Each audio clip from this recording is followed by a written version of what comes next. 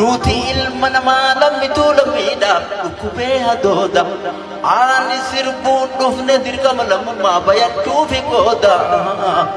isinis bayadha waliif illee qooda akka seenaan baru nu gaafanne buuda gaafiin saba kenna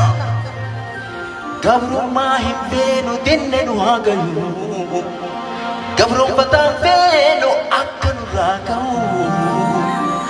waraanni wayyaanee oromiyaa keessaa akka dafee bayu uummanni oromoo biyya isaa irratti akka abbaa ta'u kabajaan jeneraalummaa oromoo oguu isaa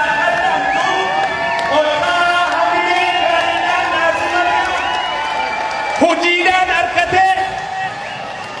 ifachuu dadhabuudhaan harkatee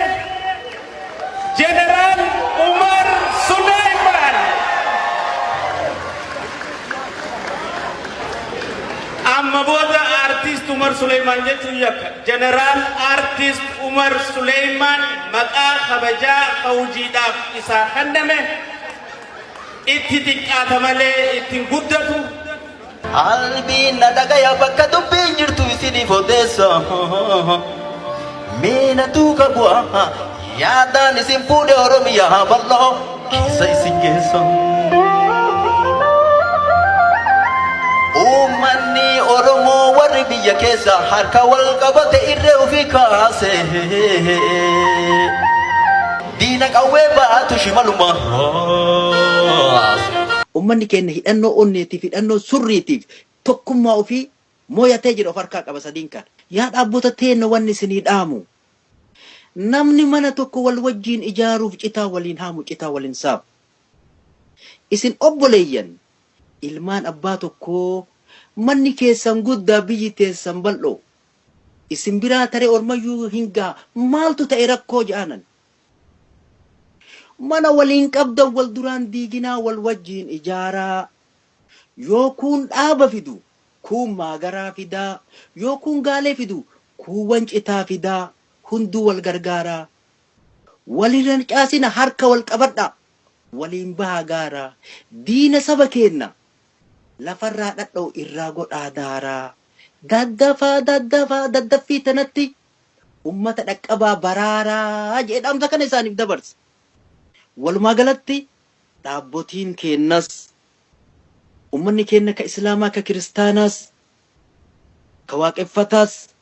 akka sabaatitti wal taanee harka wal qabannee sagalee ummata keenya akka taanu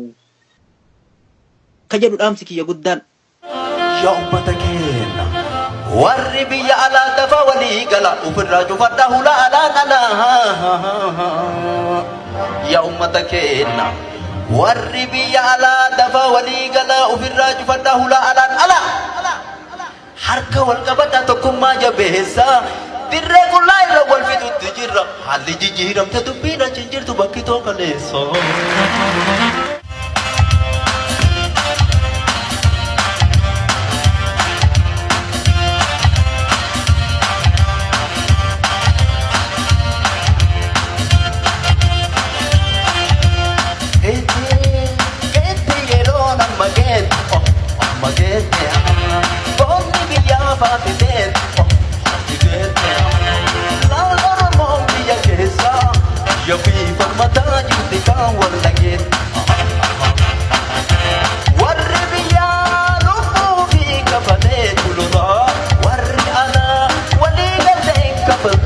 barbaadu tolame waliin ugala bilisummaan dhaabatte eegaa jirti